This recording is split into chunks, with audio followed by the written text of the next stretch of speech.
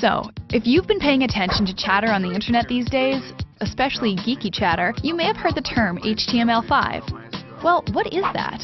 HTML stands for, forget it. But it's the behind-the-scenes coding language that makes us able to see stuff online.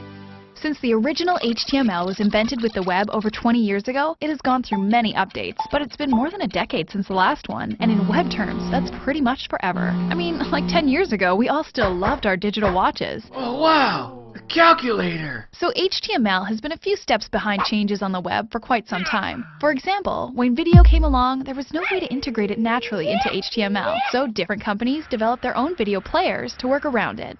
These worked okay, but they were all external plugins, meaning that you had to download them, and this was, well, annoying and potentially risky.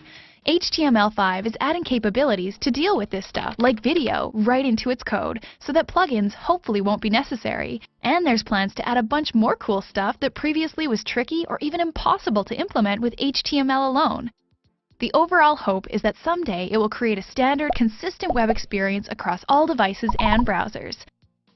HTML5 is still being developed, and as of early 2012 isn't 100% finalized, but the browsers are starting to implement some of its features, and together they are working hard to get HTML5 fully ready for, someday in the future.